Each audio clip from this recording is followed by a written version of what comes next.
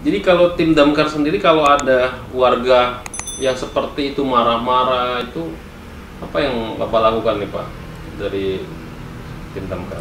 Ya, seperti arahan dari pimpinan Pak, kalau ketika kita bertemu dengan warga masyarakat yang emosi, ya kita yang ada di TKP ini juga jangan terpancing emosinya Pak. Terpancing, ya. Padahal di dalam hati juga dongkol, kesel gitu, pengen marah Pak.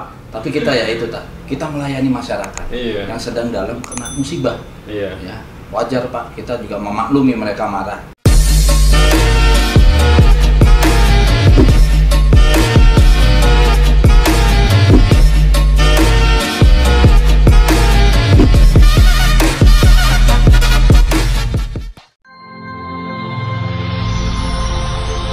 Video ini dipersembahkan oleh Mediatama Academy.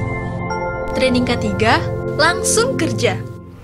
Di HSE-nya sendiri berapa lama sebelum nyemplung ke bagian K3?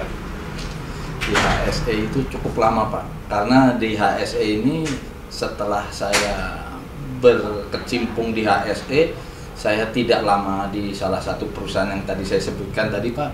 Saya pindah lagi, hijrah ke yang lain, ke kontraktor lainnya. Kontraktor asing lagi Pak. Ya, di Natuna saya Pak. Natuna. Di Laut Cina Selatan. Wow. Jadi offshore? Offshore. Wush. Dari onshore ke offshore. Onshore ke offshore. Ya. Umur berapa Pak itu? Masih muda Pak. Masih muda ya? Masih muda lah. Masih 20-an? Ya. Iya, 20-an. Masih senang jalan-jalan dan belum berkeluarga waktu itu Pak. Nah, setelah beberapa tahun saya di PT apa Pak dulu? Di Natuna? Di Natuna saya ikut Konokopi di Konoko. Ya, di Blok Blida Pak. Wow, luar biasa ya. Itu perjalanan cukup jauh Pak. Berapa lama tuh nyebrang Pak? Pokoknya saya berangkat dari Halim sampai di Pulau Matak di Natuna sana itu 3 jam. 3 jam. Dari Matak ke lokasinya itu 1,5 jam naik chopper, helikopter. Helikopter ya. Itu Pak, udah kayaknya udah di negeri antah berantah itu. Kerjanya berapa lama di sana, terus cutinya berapa? 21 Pak. 2 minggu di site, 1 minggu di rumah. Oh gitu. Di sana di bagian apa Pak Bapak dulu? Masih di HSE Pak. Masih di HSE? Iya. Itu mohon izin Pak, dulu saya itu paling banyak dibenci orang. Itulah risikonya kalau orang safety gitu Pak. Orang safety, auditor Pak. Betul. Iya. Banyak dibenci orang, dimarahin orang Pak. Iya. Tapi resiko. Tapi demi keselamatan kita juga semua. Iya. Itulah Pak. Semua. Nah dari situ Pak, ya karena saya banyak berpetualang di HSE ini cukup lama Pak. Cukup lama, kurang lebih 7 tahun. 7 tahun ya. 7 tahun di HSE. Terakhir saya itu ada di salah satu perusahaan besar juga. Jadi tadi di Konokopilih berapa lama tadi Pak? Di Konokopilih nggak lama Pak, cuma 1 tahun. 1 tahun. Ya, hijrah ke Papua. Alasannya habis kontrak atau memang ditempatkan di tempat yang lain? Atau memang pengen pindah ke perusahaan yang lain? Saya mau cari tantangan yang lain. Cari tantangan yang baru ya. Di Papua? Di Papua Pak. Papua di mana Pak? Di BP Tangguh. BP Tangguh. BP Tangguh. Iya, BP. BP Tangguh. Nah, British Petroleum ya, Project Tangguh Pak. Project Tangguh tak pasti Bapak tahu lah. Itu LNG terbesar di Indonesia saat. Di Papuanya di kota? Kotanya itu ada di daerah Manokwari. Manokwari. Ya, kabupatennya masuk Manokwari Pak. Jadi dari kota Manokwari ke dalam lagi berapa lama tuh? Naik chopper atau darat? Naik speed Pak. Speedboat? Speedboat. Oh. Itu 2 jam. 2 jam. Tahun berapa itu Pak? Tahunnya nggak bisa saya sebutkan, udah lupa. Udah lupa ya, tapi zaman dulu kan ya di sana kan banyak sekali pemberontakan atau apalah seperti itu. Ceritanya kalau mau gitu. Diceritain ini, kalau di Papua ini enak gak enak Pak. Nah, enaknya di sana ya kita jauh lebih seger Pak, udaranya itu masih natural banget. Kalau alamnya ya. Alamnya. Orangnya bagaimana tuh? Orangnya. Penduduk asli sana. Ramah. Enak. Sebenarnya aslinya enak ramah, orang. Baik-baik semua Pak. Kekeluargaannya kuat. Iya. Ya nggak enaknya itu nyamuk malarianya Pak. Iya itu. Pengalamannya. Soalnya rekan saya Pak, saya kehilangan 2 rekan saya gara-gara malaria. Malaria di sana Pak. Kan ada preventif actionnya Pak. Ada memang. Cuma beliau ini lalai. Lalai ya. Lalai. Berapa lama Pak di Bibit Tangguh Pak? Di BP Tangguh kurang lebih 1,5 tahun. 1,5 tahun. Di bidang HSE juga. HSE. Terus nyemplungnya di bagian damkar itu kapan Pak? Ya. Kok K3 semua tapi damkarnya di mana gitu loh? Ketika saya terakhir tapi masih ada terakhir Pak. Ini yang cuma sebentar, saya ada di Exxon Mobil di Cepu. Oh, pernah di Cepu juga, di Ya, Exxon. Di Exxon di Cepu. Bagian K3 juga? Di K3 Pak. Nah, jadi ketika saya... Sebenarnya Bapak ini bisa ngajar ahli K3 umum juga dong berarti ya? Gak mesti damkar loh ya? Betul. Tapi Pak, ilmu yang pernah saya dapatkan ya, di HSE ini, di safety ini, berbanding terbalik ketika saya masuk di pemadam. Ketika saya dapat informasi dan saya ketika sudah di Cepu Pak, di Exxon Mobil saya sudah mulai berkeluarga. Nah, berkeluarga, istri saya ceritanya nggak mau ditinggal lama-lama lagi nih Pak. Oh. Bisa nggak nih cari kerja di yang deket-deket Deket-deket rumah gitu kan, nggak ninggalin lama-lama. Saya nyari informasi sana sini, akhirnya saya dapat informasi dari rekan saya, teman sekolah. Mau nggak? Ada lowongan di pemadam kebakaran. Masuknya tesnya gimana? Umurnya masih nyampe nggak nih? Saya bilang. Umur berapa dulu Pak Dardar? Saya 28 tahun. 28. Itu PNS berarti ya? Belum. Oh belum? Belum Pak. Belum ya? Belum. Kita dulu masih berjuang Pak, masih ngikut honorer Pak. Oh jadi honorer dulu, belum ada pengangkatan berarti? Belum. Oh. Makanya ketika itu pasti pendapatan yang dari segini Pak bisa langsung turun drastis Pak. itu dari yang segini, mau Pak. saya ceritakan barusan Pak Denny. Jadi memang terbalik jauh sekali. Ya dulu kita enak Pak. Ya dengan gaji tahu sendiri lah Pak Denny kan, dengan bonus yang banyak gitu lah.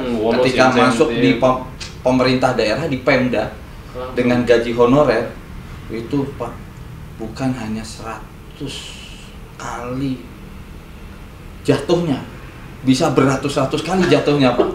Ya, tapi ya itulah tadi. Tapi kelebihannya bisa dekat sama keluarga. Bisa dekat dengan keluarga. Ya memang dilema Pak, mau uang atau mau keluarga nih. Betul. Gak bisa kita ambil dua-duanya nih. Betul. Harus ada yang ngalah nih. Betul. Dan akhirnya di situ Pak, saya mulai perjuangan saya masuk di pemadam kebakaran di DKI Jakarta. Nah, mengikuti rangkaian tes, ya, jadi rangkaian tes panjang juga Pak. Walaupun tenaga honorer. Nah, honorer itu berapa lama Pak? Proses honorer? Biasanya kan ada orang 2 tahun, 3 tahun gitu. Kebetulan kalau saya jadi honorer cukup lama Pak. Berapa itu? 8 tahun. Astaga.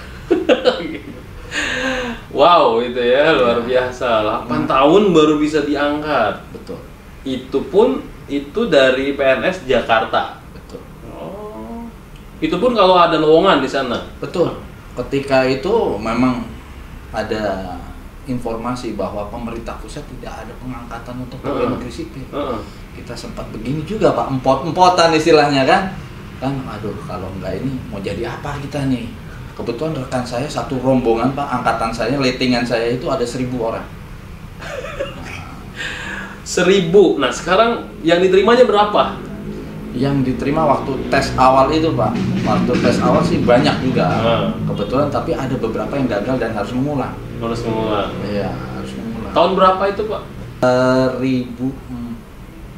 2005. 2005 baru diangkat setelah 8 tahun. Iya. Setelah lewat Krismon berarti ya. Betul. Itu pun pemerintah masih membatasi Pak. Dibatasi. Ya jadi dilihat usia yang tertua dulu. Kayaknya saya udah tua nih mungkin ya waktu itu mah baru ini jadi prioritas. Prioritas yang 8 tahun tadi ya. Makanya Tapi selama 8 tahun apa Budi nggak tergoda untuk, saya setahun, 2 tahun, 3 tahun, apa saya harus kerja lagi di perusahaan saya yang lama? Ini bos banyak juga nih yang manggil-manggil nih gitu. Kebetulan memang masih banyak panggilan Pak. Nah itu masih tergoda juga nih teman-teman kita ini yang di sana untuk saya nih gitu. Menggoda saya terus. Tapi itu tadi Pak, kalau saya tinggalkan yang ini mungkin nanti kesempatan saya nggak ada lagi untuk tugas di pemadam di Jakarta ini kan. Kalau saya tinggalkan takutnya nggak ada lagi. Memang kebetulan tidak ada lagi Pak. Akhirnya saya memiliki kemampuan, saya banyak belajar, saya punya ilmu yang saya pakai ini, yang saya punya ini, saya untuk mengajar. Ngajar. Jadi Bapak di tim damkar itu ada internal instruktur atau pelatihan internal atau apa gitu? Jadi memang ada Pak. Jadi tidak semua anggota pemadam kebakaran itu memiliki kemampuan untuk mengajar. Mengajar. Ya, jadi memang ada diklat khusus. Diklat Pak. khusus ya. Mohon izin. Nah, yang saya pakai ini Pak. Ya. Itu logo apa itu Pak? Ini pernah mengikuti pelatihan untuk menjadi instruktur. Oh, kayak TOT kayak Pak ya? Iya betul. Train of trainer ya Pak ya? Jadi, sebagai penyuluh, sebagai sosialisasi, ya ini Pak. Jadi ada diklatnya. Diklat Nah, khusus ya? nanti kalau yang sudah memiliki keterampilan dan keahlian tersebut bisa Pak Bisa. untuk membagikan ilmunya, apalagi ilmu kebakaran nih. Kalau yang di Ciracas itu gimana Pak? Kalau yang di Ciracas itu? Kalau yang di Ciracas itu kebetulan memang diklat kita Pak. Nah, saya juga dulu masuk ke sana dulu Pak. Jadi masuk ke Ciracas dulu, baru bisa bergabung di tim damkarnya yang di DKI. Betul. Jadi kawah candra di mukanya Pak untuk petugas pemadam kebakaran. Dasarnya di sana. Iya. Berapa lama Pak pendidikannya di sana dulu? Kalau untuk basic, ya basic Pak, itu aslinya itu sebentar. Bentar. Cuma 100 jam. 100 jam itu berapa hari Pak? 2 minggu.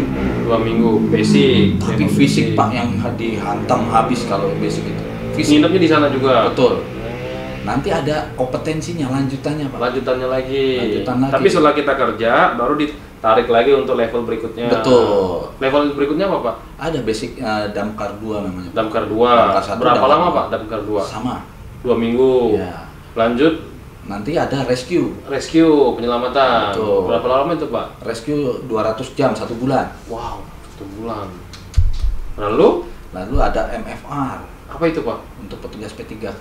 Oh, ada P3K-nya juga di sana. Betul. Berapa lama kalau P3K? Kalau P3K cuma 1 minggu Pak. 1 minggu. Ya. Terus yang terakhir apa? Yang masih banyak. Oh, masih Pak. banyak lagi? Masih banyak Pak. Wow. Jadi kompetensi untuk petugas pemadam kebakaran itu banyak Pak. Istilahnya kalau sekolah itu dari TK, SD, SMP, SMA, S1, S2, S3. Oke. Yang terakhir aja nih Pak. Yang terakhir itu apa? Yang terakhir itu Kompetensi yang tertingginya apa? Inspektur 2. Inspektur 2. Ya.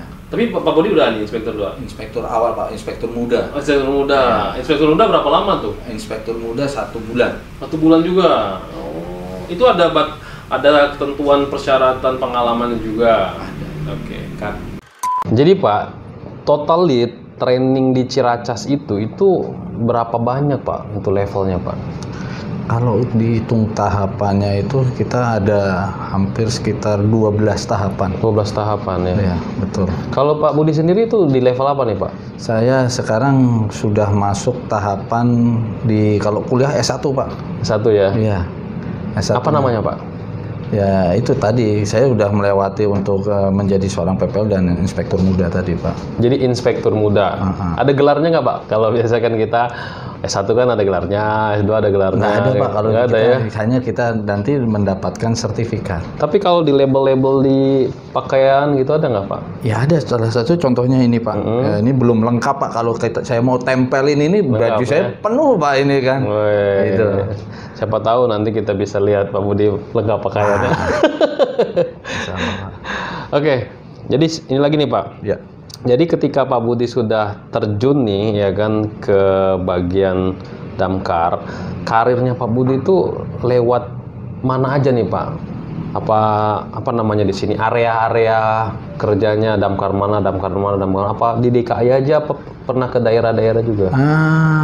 Kebetulan saya Pak kalau untuk berbagi ilmu mengenai kebakaran hampir dari Sumatera, seluruh Sumatera sudah, Jawa sudah, Kalimantan sudah.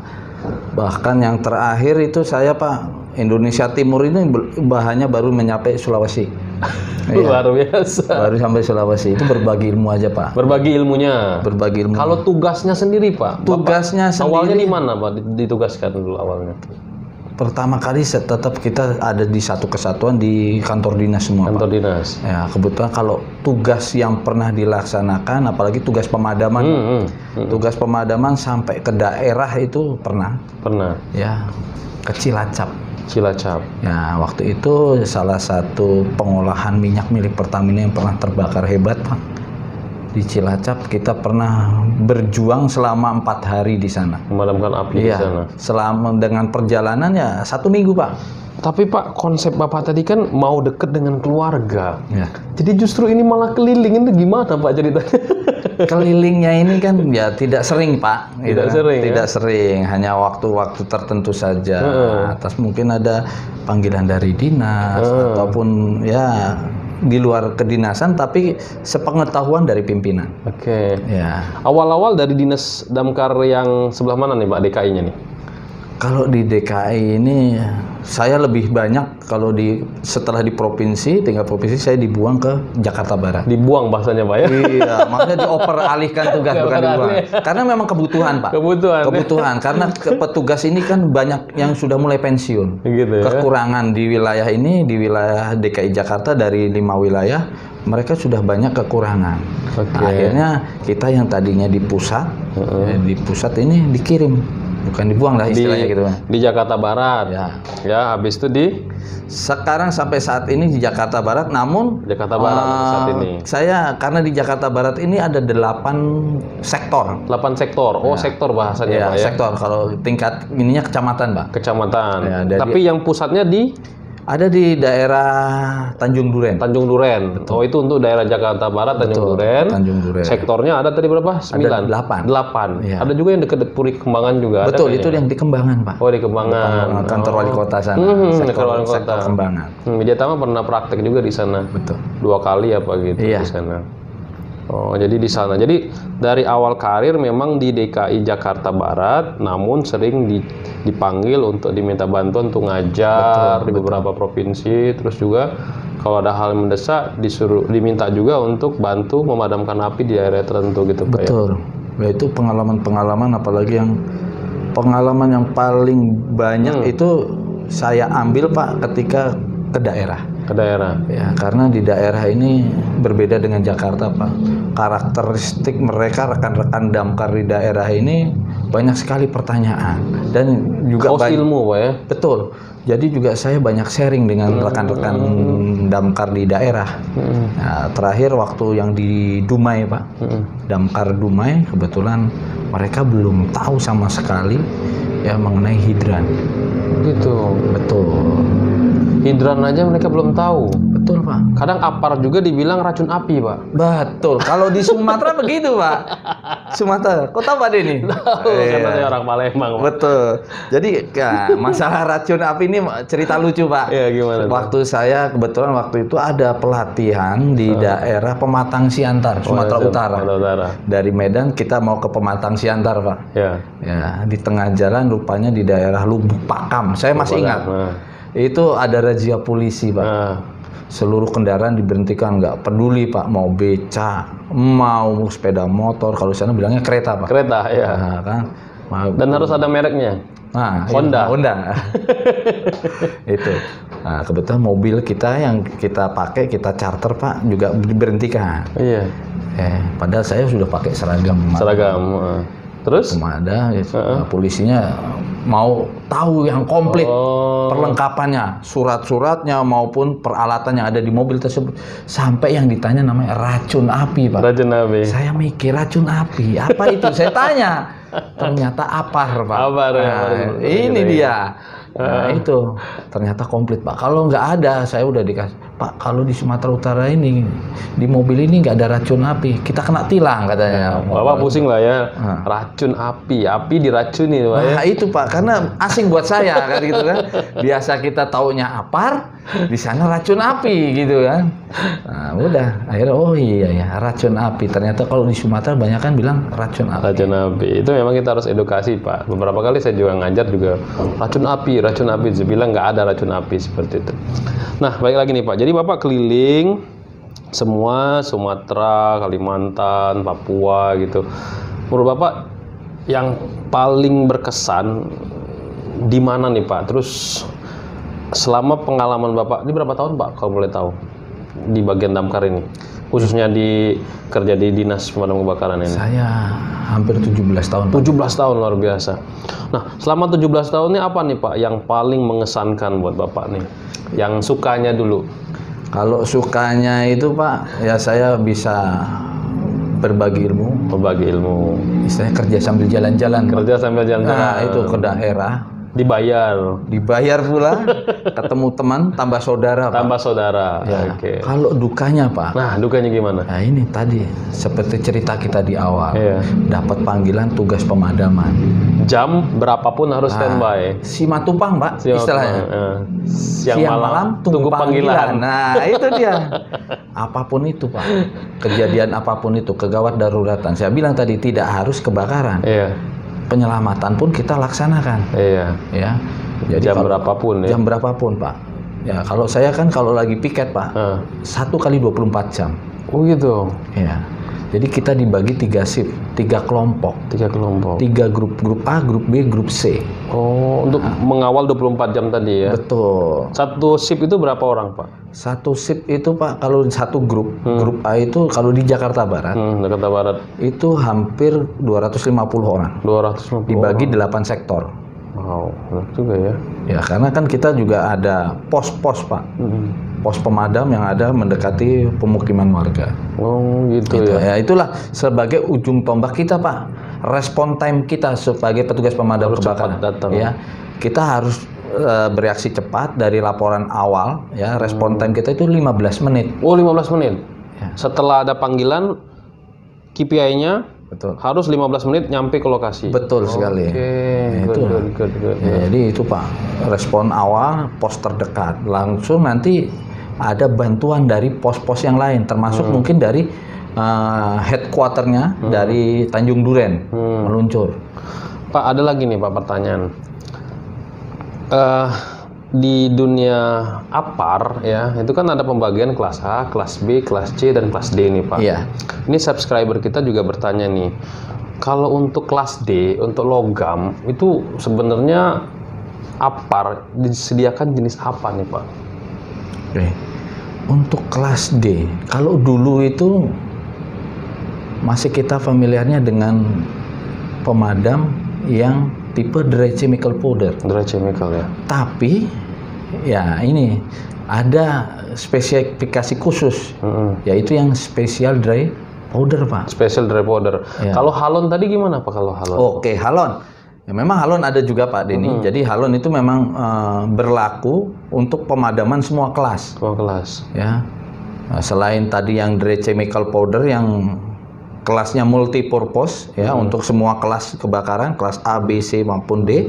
Nah, ini halon juga hampir sama. Tapi sekarang kita jangan menyebutnya dengan halon. Karena halon sudah tidak boleh. Tidak boleh merusak Ya, merusak daripada lapisan ozon. Lapisan ozon. Ya, sudah dari tahun kurang lebih 1995 itu sudah tidak boleh edar lagi. Diganti menjadi clean agent. Clean agent. Ya. Oh. Nah. Jadi kalau perusahaan pabrik-pabrik logam ataupun pabrik-pabrik yang manufaktur yang menggunakan banyak pengelasan besi dan lain-lain itu lebih baik pakai clean agent, Pak ya.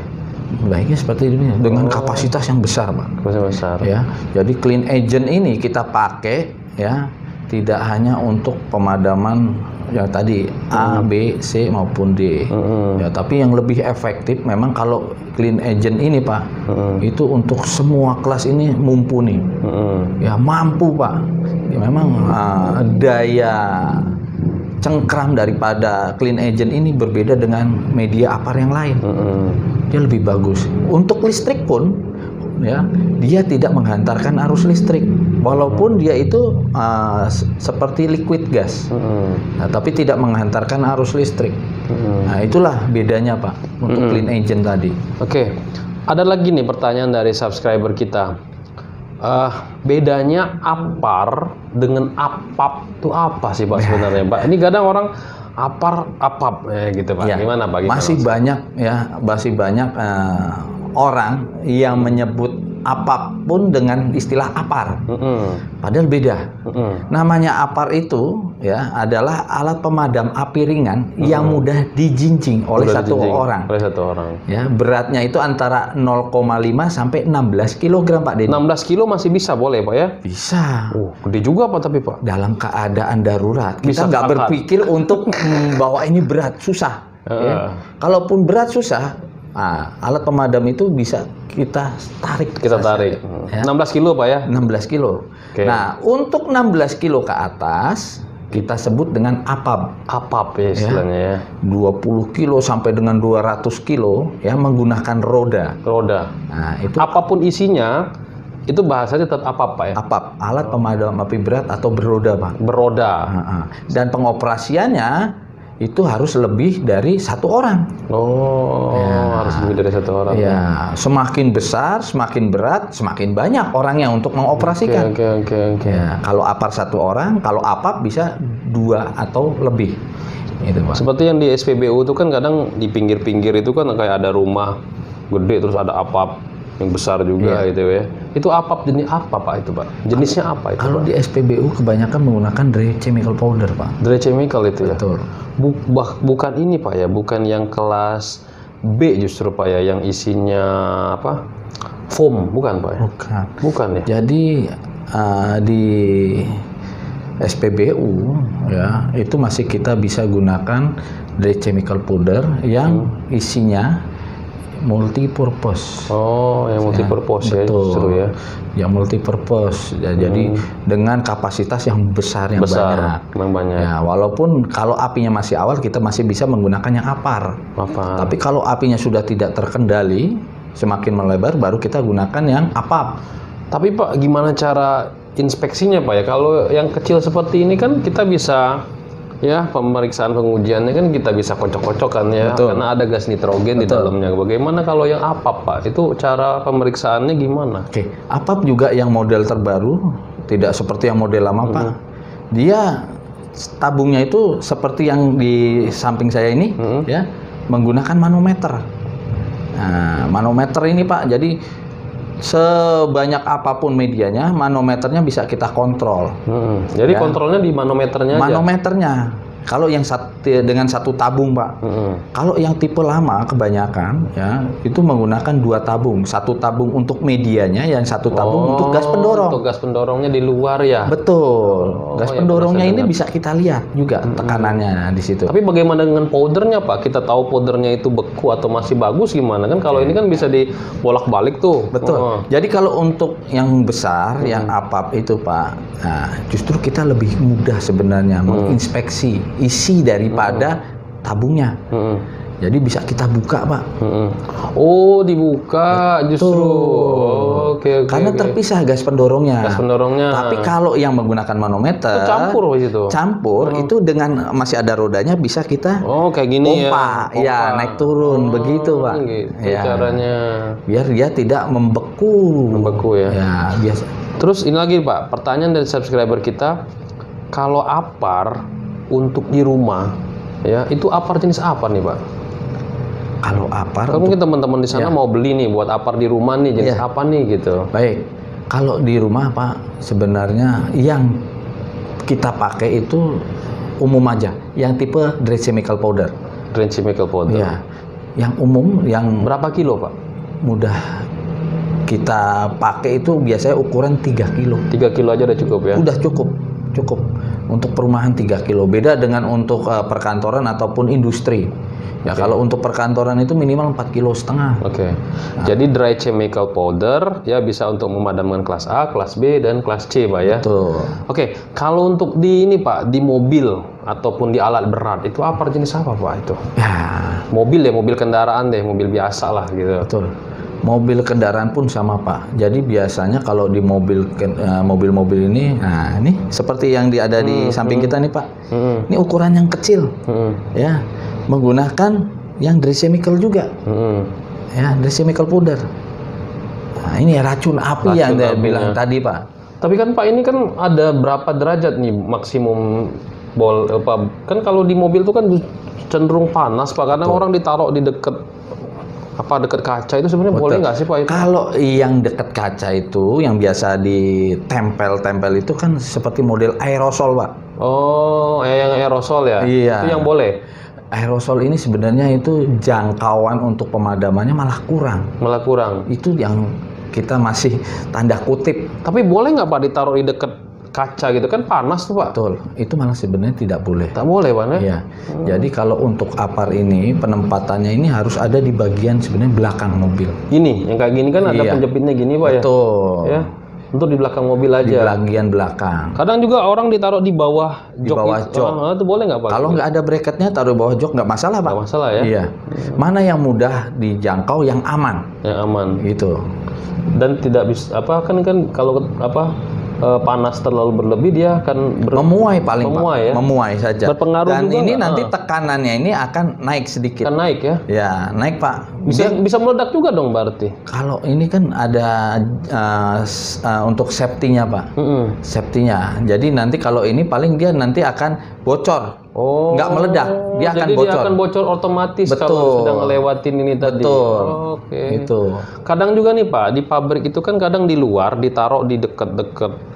Pokoknya deket di luar lah, di Bagian outdoor luar. itu kan kena hujan, kena Ya, panas. kena panas, kena itu hujan. gimana Pak itu? Emang bagus Pak APAR ditaruh di Ya, luar gitu? itu tadi penempatan daripada APAR. Heeh. Penempatan daripada APAR sendiri itu ada regulasinya Pak. Dari Kemenaker juga ada. Jadi kalau untuk penempatan APAR ini disesuaikan dengan medianya. Ya. Jadi jangan sampai APAR ini sebenarnya itu ditaruh di bagian luar bangunan yang langsung terpapar oleh panas, yang langsung terpapar oleh hujan. Ini nggak boleh. Nggak boleh. Ya, harus tetap dibuatkan tempat khusus untuk APAR tadi, seperti di SPBU Pak. Jadi ada kayak rumah-rumahannya gitu ya? Betul, betul. Kalau terpapar langsung itu kayak mungkin makin lama juga selain nanti fisik daripada tabungnya ini berkarat, rusak. Nah, medianya pun kalau yang tipe dry chemical powder cepat membeku, Pak. Oke, membekunya ya itu ya. Itu. Terus ada lagi nih pertanyaan dari subscriber kita nih Pak. Bener nggak sih Pak kalau kebanyakan terjadi kebakaran di rumah itu disebabkan oleh tabung gas yang meledak? Nah, Itu bener nggak Pak itu Pak? iya. Ini persepsi yang harus kita luruskan Iya. mengenai tabung gas meledak. Jadi nggak ada Pak Denny. Ya. Nggak ada ya sebenarnya tabung gas yang bisa meledak tuh nggak Betul. ada ya. Bahkan tabung gas melon yang warna hijau itu katanya itu yang penyebab kebakaran. Bener nggak Pak itu Pak? Jadi awal-awalnya itu orang udah dikasih persepsi jelek mengenai gas ini Pak. Ya, tabung melon sering meledak. Nah, ini Pak, kebetulan kami ini sering melaksanakan pemadaman kebakaran, ya informasinya dari tabung gas meledak. Iya. Ketika kita cari tabung gas yang meledak, nggak pernah ketemu Pak Denny. Justru tabung gasnya tidak ada yang pernah meledak. Betul, malah tabung gasnya masih utuh, Warnanya yang cuma kegosong, kebakar. Kosong, Nah, tapi tidak meledak. tidak meledak. Karena apa itu Pak? Nah, karena awal mulanya itu hanya kebocoran. Kebocoran dari tabung gas tadi, Pak. Mungkin dari ya bagian tengahnya, ya penghantar antara tabung dengan Selang? Oh. Itu ada regulator. Ada regulator. Regulatornya mungkin sudah kendor. Udah kendor. Ataupun dari selangnya sendiri, Pak Denny. Selangnya udah rapuh mungkin ya. Selang sudah rapuh. Bahkan di akhir, di ujungnya, Di di ujungnya. kompornya. Di kompornya juga. Kompor mungkin kurang rapat nutupnya, masih ada bukaan, jadi keluar gitu. gasnya di situ Pak Dina. Ketika terjadi kebocoran kan pihak Pertamina sudah memberikan indikator, yaitu berupa bau, ya. Bau khas lah ya kalau gas bocor. Menyengat lah ya. Nah, kalau sudah mencium aroma bau dari gas bocor, usahakan jangan menyalakan lampu yang masih mati Pak, mencari sumber, nggak usah. Ataupun listrik yang masih menyala dimatikan. Jangan.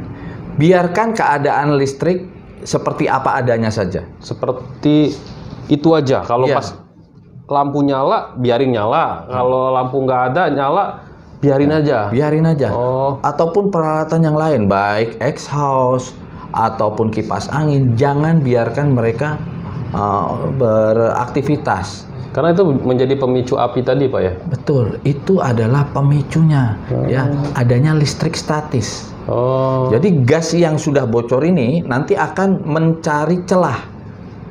Nah, nanti dia akan berkumpul Pak di situ. Ketika gas berkumpul, misalnya di steker listrik lampu.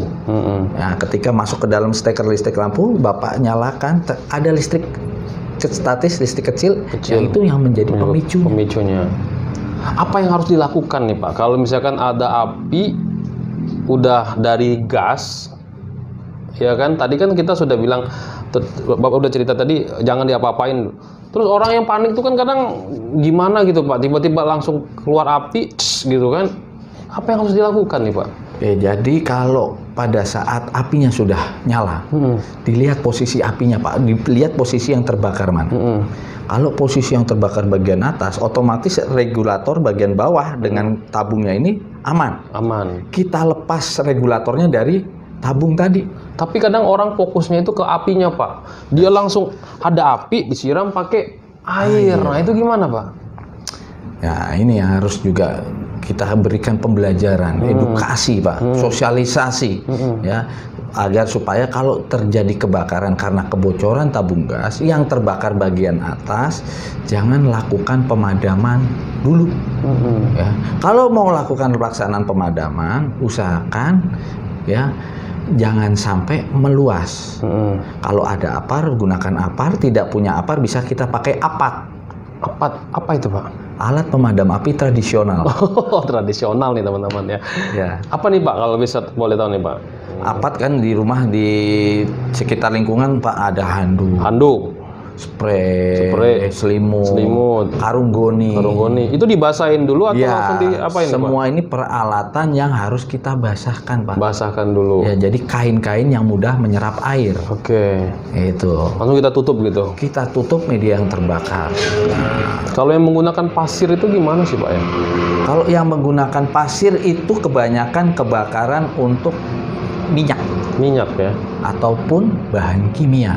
Jadi ketika ada yang goreng kan ada api naik ke penggorengan itu langsung disiram pokoknya dituang pasir aja gitu. Kalau dekat pasir silahkan pasir Pak pakai. Kalau nggak ada tetap tadi media kain yang dibasahkan. Yang pasti setiap orang pasti ada anduk Pak ya. Betul. Anduk keset tuh pasti lah ya, spray lah ya, itu yang paling cepet ya. Pokoknya yang sekarang di warga masyarakat punya itu pasti adalah apat Pak. Apat ya. Jarang nih untuk apar ini masih jarang mereka kan. Jarang, nggak tahu, mahal pula ya kalau itu dia Pak. Padahal ini jajan awet Pak. Jajanan awet, dipakai pada saat kebakaran aja. Kalau nggak pun ya kita buat berjaga-jaga aja Pak. Iya, kadang orang ini belinya mahal banget sih, padahal dipakainya kan lama. Betul. Dipakai pada saat jadi kebakaran. Oke, satu lagi nih Pak. Ya. Ada pertanyaan dari subscriber kita. Apar itu sebenarnya ada masa expirednya nggak sih Pak? Apakah tiap tahun harus diganti gitu loh ya isi di dalamnya itu? Ya, jadi kalau apar memang ada Pak. Ada ya? Ada.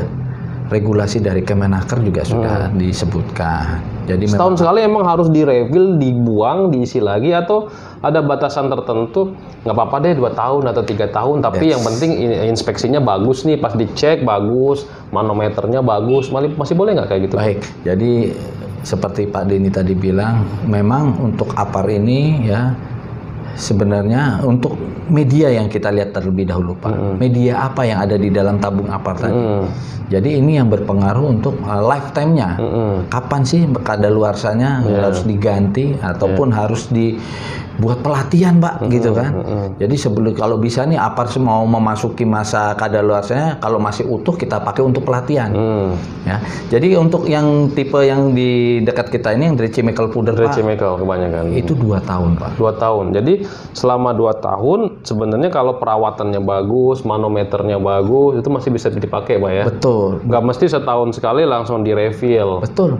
Karena asumsinya kadang pemilik perusahaan, business owner kadang keberatan Pak. Kenapa? Karena banyak banget dia apar punya gitu loh.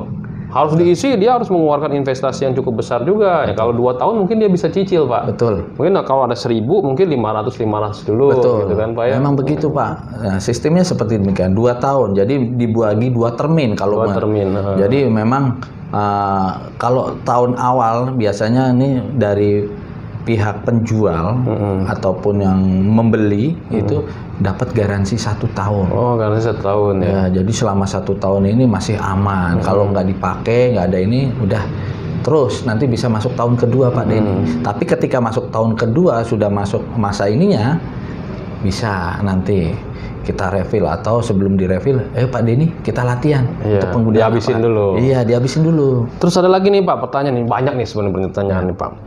Ada apar yang sering dijual di pinggir-pinggir jalan, ditaruh di depan-depan ruko. Sebenarnya itu apar beneran apar apa bukan sih Pak? Kok mereka berani banget gitu ya jualan apar di pinggiran ruko, ada sinar matahari, ada apa gitu, dan harganya lebih murah. Tipsnya gimana nih Pak untuk refill apar tuh kayak gimana sih yang bagusnya tuh kayak gimana? Oke, baik. Jadi untuk pertanyaan tadi ya memang banyak Pak. Ya. Karena memang barang ini, apar ini dijual bebas umum ya. Namun ya tidak semuanya ini juga bisa kita beli dengan mudah. Carilah ya, sebenarnya harus sudah memiliki izin. Jadi apar-apar ini Pak ya, nah, contoh lah ini Pak, salah satu merek yang mungkin sudah familiar ya. Ya, ini ya, ini sudah punya izinnya Pak. Nah, dari pemadam kebakaran ini sudah ada izinnya, sudah dikeluarkan, diminta saja ya surat izin penjualan atau MSDS-nya, nah, material data sheet-nya di situ udah lengkap. Jadi pertama kita cari izinnya dulu. Yang kedua Pak, dari harga nih Pak. Kadang orang kan harga itu juga sangat menentukan nih Pak. Kadang orang beli yang penting murah gitu loh Pak. Nah, ini harga standar untuk refill apar itu per kilonya berapa Pak range-nya Pak? Range untuk apar yang per kilo itu tergantung daripada media lagi. Kalau dry chemical powder tadi Pak? Dry chemical powder juga tergantung dari persentase isi dry chemical powdernya. Gitu. Betul. Jadi gimana Pak untuk keperluan kantor deh Pak, biar teman-teman bisa beli, tahu oh ternyata dry chemical powder yang seperti ini nih, range harganya seperti ini nih, kayak gitu. Untuk dry chemical yang paling terendah Pak, yang paling murah lah istilahnya kan ya, itu yang 60%. 60% ya, kadar airnya. Kadar air 60%. Nah, itu berapa range-nya Pak? Kira-kira aja. Di pasarannya yang normal harga price-nya itu berapa? Antara 90 sampai dengan 110.000. Sampai 110.000. Ini yang paling. Tapi makanya Pak, kadang teman-teman sana tuh terlena, misalkan ada yang jual berani tuh 15.000 sampai 20.000 per kilo Pak. Ya kan? Nah, itu kadang 10.000 kadang berani gitu loh. Saya juga heran itu gimana gitu loh. Kita lihat, saya bilang tadi MSDS-nya Pak. Material safety data sheet-nya. Data sheet-nya ya. Nah, itu yang kita minta. Nah, karena itu tergantung nanti, bukan saya mau ini Pak, saya nggak mau menutup kemungkinan memang banyak yang menjual murah dengan media tadi yang seperti Pak Dedi bilang dry chemical powder. Ya, makanya kalau setiap kali refill, sebelum direfill apar lebih baik dikosongin Pak. Kosongin. Daripada refill nanti istilahnya dibawa masih utuh. Kita nggak ngerti ini Pak, oknum ya. Nah, makanya bisa dijual murah tadi. Oke, jual murah. Nah. Jadi kalau teman-teman pastiin lagi ya dari izinnya, yang kedua dari harga, mungkin yang ketiga dari referensi ya Pak ya, ada referensi dari Dinas Pemadam Kebakaran setempat, atau dari referensi instruktur, atau dari referensi teman-teman perusahaan lain yang sering pakai atau sering refill di tempat tersebut. Oke. Mungkin itu aja Pak Budi. Terima kasih banyak nih buat harinya atas sharingnya luar biasa ya.